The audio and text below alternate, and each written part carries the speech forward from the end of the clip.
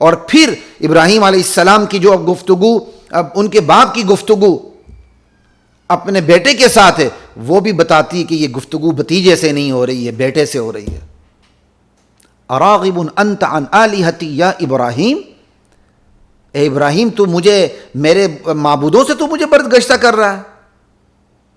لا الہ الا اللہ، یہاں بھی بھتیجا نہیں، یا ابراہیم، جیسے باپ اپنے بیٹے کو مخاطب کرتا. خیر، ابراہیم علیہ السلام کا عقیدہ توحید کا ہے. پھر جواب دہی، ابراہیم علیہ السلام کا عقیدہ احساس ذمہ داری کا تھا، جواب دہی کے یقین کا تھا. ایک دن آئے گا اللہ نے جواب لینا ہے. یا ابت انی اخاف ان یمسک عذاب من الرحمن فتکون للشیطان ولیا، ابا جان مجھے خوف ہے کہ کہیں آپ کو اللہ کا عذاب چھو نہ لے، آپ تو شیطان کے ساتھی بن جائیں گے. لا الہ الا اللہ، یہ ذمہ داری کا احساس، یہ مرنے کے بعد جی اٹھنے کا احساس. اللہ اکبر. پھر ابراہیم علیہ السلام کی تیسری خصوصیت، وحی کو عقل پر فوقیت حاصل ہے. ابراہیم علیہ السلام خواب دیکھتے ہیں کہ وہ بیٹے کو ذبح کرنے لگے. ٹھیک ہے، لا الہ الا اللہ. ذبح کر نہیں دیا، ذبح کر رہے ہیں. یہ نہیں کہ ذبح کر دیا، ذبح کر رہے ہیں. ٹھیک ہے. یا ابتی یا بنی انی ارا فی المنام انی اذبحک فانظر ماذا تری، پیارے بیٹے میں نے خواب میں دیکھا ہے کہ میں تجھے ذبح کر رہا ہوں، تیری کیا رائے ہے؟ دیکھنا چاہتے ہیں کہ باپ کی تربیت کا اثر، میری تربیت کا اثر میرے بچے پر کتنا ہوا. یہ نہیں کہ میرا جسم میری مرضی، ذرا پوچھ لوں اسماعیل سے، اس کا جسم ہے، چلو اس کی مرضی چلے، مان لے تو ٹھیک، نہیں مان لے تو نہ ٹھیک. انا للہ و انا الیہ راجعون. اللہ اکبر. اب یہ جو اللہ کا حکم ہے، یہاں عقل پر وحی کو فوقیت حاصل ہے. ابراہیم علیہ السلام نے یہ نہیں کہا اے اللہ تیری لیے تو میں قربانیاں دیتے دیتے دیتے عراق سے ہوتے ہوئے شام تک میں در بدر آیا، شام سے ہوتے ہوئے تیرے حکم پر میں وادی غیر ذی زر بیابان مکہ میں پہنچ گیا. یہاں تجھ سے مانگتے مانگتے میرے اوپر بڑھاپا آ گیا، بڑھاپے میں تو نے مجھے اسماعیل جیسی اولاد دی. اور جب وہ دوڑ دھوپ کے قابل ہو گیا، فلما بلغ معہ السعی، جب وہ دوڑ دھوپ کے قابل ہو گیا تو یا اللہ تجھے تو ذبح کرنے کا حکم دے رہا ہے، یا اللہ میں اپنے بیٹے کو کیسے ذبح کروں؟ انا للہ و انا الیہ راجعون. پھر ایک بے گناہ بچے کو ذبح کرنا کون سی اچھی بات ہے؟ نعوذ باللہ. ایسی باتیں ابراہیم علیہ السلام کے ذہن میں نہیں آئیں. ان کا ایمان اتنا مضبوط تھا، انہیں پتا تھا میری عقل پر اللہ کی وحی کو فوقیت حاصل ہے. لا الہ الا اللہ. یہ ہے ابراہیم علیہ السلام کا عقیدہ کہ وحی کو کیا کہتے ہیں، عقل پر فوقیت حاصل ہے. یہی تو امتحان ہے. ابراہیم علیہ السلام کی پوری زندگی کو دیکھ لیں، آپ کو یہی بنیادی نقطہ نظر آئے گا. اللہ تعالیٰ نے ہر جگہ ابراہیم کو آزمایا اور ابراہیم نے ثابت کر دیا یا اللہ واقعی میری عقل پر تیری وحی کو فوقیت حاصل ہے. اپنے گھر سے دور ہو جانا، اپنے ابا جان سے دور ہو جانا، ہاں کیا یہ عقل میں بات آتی ہے؟ اپنے وطن سے دور ہو جانا عقل میں بات آتی ہے؟ اپنے قوم قبیلے وطن خاندان سے دور ہو جانا عقل میں بات آتی ہے؟ وطن کو چھوڑ کے شام چلے جانا، شام کو چھوڑ کے پھر چلتے چلتے مکے پہنچ جانا جہاں پینے کا پانی تک نہیں، عقل میں بات آتی ہے؟ نہیں آتی نا. لیکن یہاں ابراہیم علیہ السلام جانتے تھے کہ میں نبی ہوں، اللہ نے مجھے بہت عقل دی، لیکن مجھے جتنی مرضی عقل دی، میری عقل پر، میری وزڈم پر، میری دانش پر میرے اللہ کی وحی کو فوقیت حاصل ہے. وہ ہر حکم پر عقل کو قربان کرتے چلے گئے اور وحی کے سامنے سرنڈر ہوتے چلے گئے. وحی عقل کے خلاف نہیں ہوتی، عقل سے ماورا ہوتی، بلند اور بالاتر ہوتی ہے. اللہ دیکھنا چاہتے ہیں میرا بندہ میری وحی پر اپنی عقل کو میرے سامنے سرنڈر کرتا ہے کہ نہیں. اپنی عقل کی، اپنی کھوپڑی کی مان لینا، یہ کون سا کمال ہے؟ آپ کو کوئی کہہ دے آسمان اوپر، آپ کہتے ہیں ہاں جی آسمان اوپر ہے، تو آپ کا مان لینا کون سا کمال ہے؟ جی زمین نیچے مان لینا کون سا کمال ہے؟ آپ کی کھوپڑی نے خود ہی منوا دی آپ سے بات تو یہ ہے کہ عقل سے بالا تر بات ہو پھر بھی آپ سرنڈر ہو جائیں، یہ اللہ کا حکم ہے. اللہ اکبر، لا الہ الا اللہ. تو ابراہیم علیہ السلام کو جو ان کی زندگی کو ہمارے لیے اسوہ حسنہ بنایا گیا، اس کی ایک بہت بڑی وجہ یہ بھی ہے کہ تاکہ ہر بندے کو اس حقیقت کا ادراک ہو سکے کہ وحی کو عقل پر فوقیت حاصل ہے. لا الہ الا اللہ. اس پر مزید بات تھوڑا سا پھر آگے جا کے کر لیں گے. یہاں میں ابراہیم علیہ السلام کا عقیدہ آپ کے سامنے رکھ رہا تھا. پھر ابراہیم علیہ السلام کی قربانی ہجرت کی، عراق سے ہجرت کرتے ہوئے شام، شام سے ہجرت کرتے ہوئے مکہ. اللہ اکبر، یہ ہے اسوہ حسنہ. پھر ابراہیم علیہ السلام کی قربانی، پھر ابراہیم علیہ السلام کا الولا والبراء، الحب للہ والبغض للہ. آج کا مولوی صاحب ادھوری بات ذکر کرتا ہے، محبت محبت محبت. اللہ کے لیے نفرت بھی ہے، اللہ کے لیے دشمنی بھی، اللہ کے لیے عداوت بھی، اللہ کے لیے بغض بھی ہے. مولوی صاحب ذکر نہیں کرے گا، کیوں؟ یہاں پھر اس کو نشتر لگتے ہیں. یہ ادھورا سچ ہے. ادھورا سچ خطرناک ہوا کرتا ہے.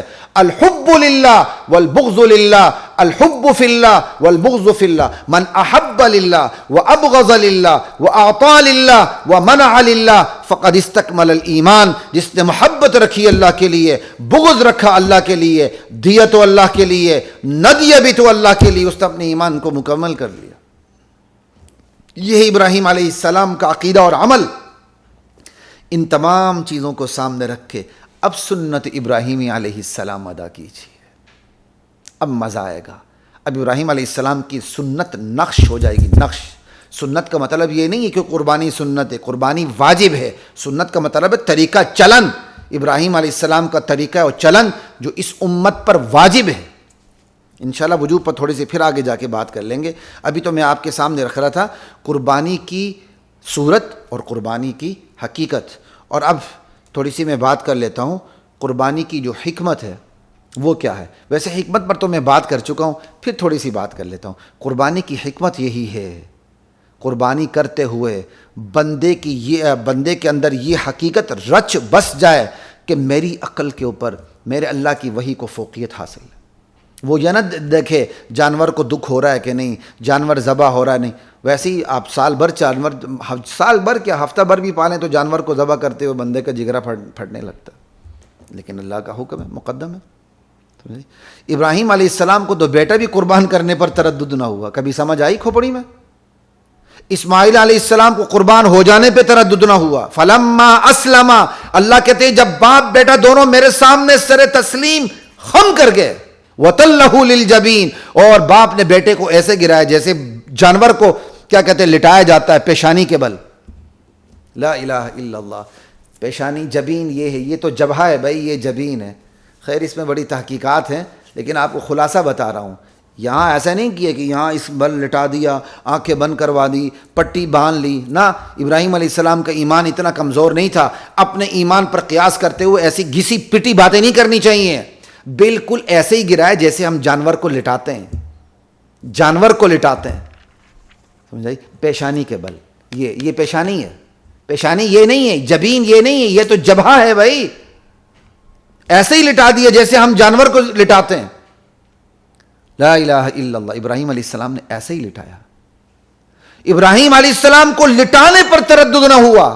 اسماعیل علیہ السلام کو لیٹنے پر اور قربان ہو جانے پہ تردد نہ ہوا. اور افسوس تردد نہ ہوا. افسوس آج کے مسلمان پر. آج کے مسلمان کو جانور خریدنے پر تردد ہے، جانور پر چھری چلانے پہ تردد ہے. ہائے اللہ، اس کو تکلیف ہوتی ہے.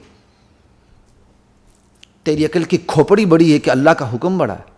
لا الہ الا اللہ. اور جن لوگوں نے یہ فلسفہ گھڑا وہ سب سے بڑے ظالم ہیں.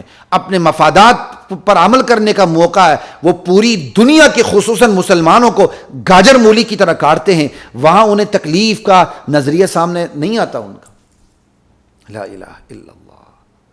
اب نہ ابراہیم علیہ السلام کو لٹانے پر تردد، نہ بیٹے کو لیٹنے پر تردد. کیوں؟ وجہ ایمان. وہ ایمان اتنا مضبوط تھا جو اب عقل کے اوپر وحی کو رکھتا تھا. آج ہمیں جانور قربان کرنے پر تردد ہے. کیوں؟ اس لیے کہ ہم نے عقل کو وحی کے اوپر رکھا ہوا ہے. ہم دین کی وہی بات مانتے جو ہماری کھوپڑی شریف میں آئے. جو ہماری کھوپڑی شریر میں بات نہیں آتی ہم اس دین کی بات کو نہیں مانتے.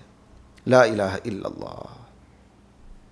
حالانکہ نیری عقل تو محرمات کے ساتھ زنا کر رہی ہے آج کل. نیری عقل کی کیا حیثیت ہے؟ نیری عقل تو ماں اور بیٹے کے درمیان شادیاں کروا رہی ہے. یہ جو رشتوں کے اندر فاصلے رکھ دی ہیں، یہ جو محرم رشتے رکھ دی ہیں اور محرمات کے اندر شادی نہ کرنے کا جو ایک اللہ تعالیٰ نے بندے کی فطرت رکھ دی ہے، یہ کہاں سے آئی ہے؟ یہ انبیاء ہی کی تو تعلیمات ہے.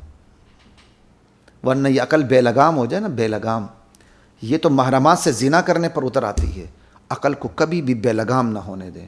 تو میں نے آپ کو بات بتائی، قربانی کی حکمت یہی ہے کہ ہر بندہ، ہر فرد مسلم کے اندر یہ حقیقت رگ و پے میں پیوست رہے کہ عقل پر وحی کو فوقیت حاصل ہے۔ یہ ہے قربانی کی حکمت۔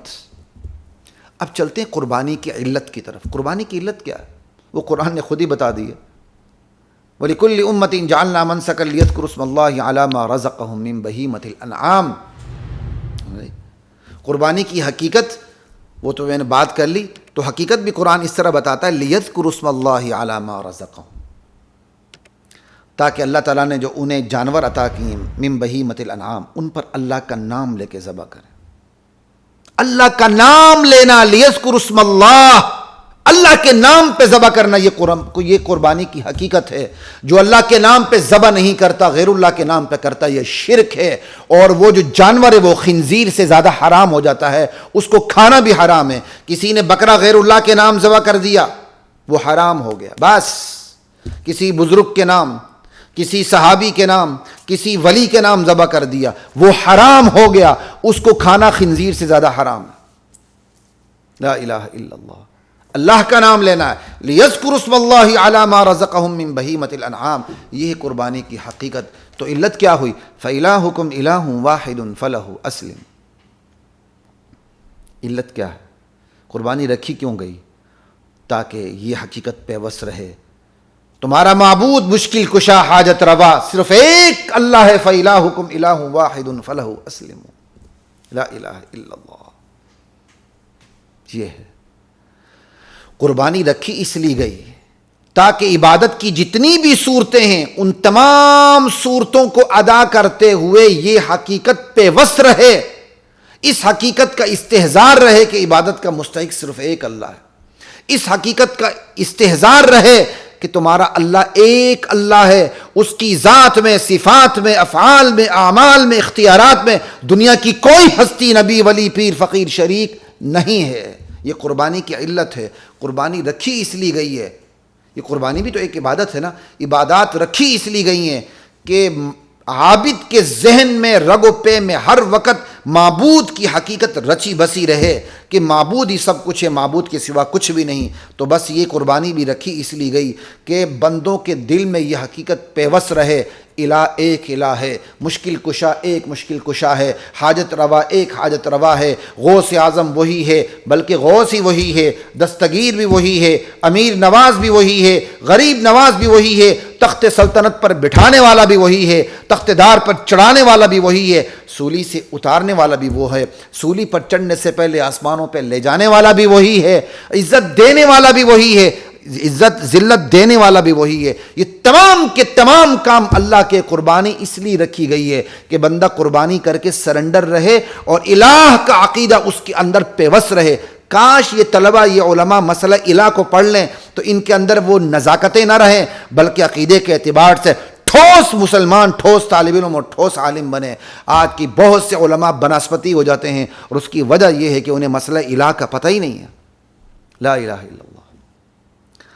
تو آپ کے سامنے یہی بات ہو رہی تھی قربانی کی صورت پر، قربانی کی حقیقت پر، قربانی کی علت پر، قربانی کی حکمت پر۔ اس سے ایک اور حقیقت بھی آپ کے سامنے کھلا کے آ گئی۔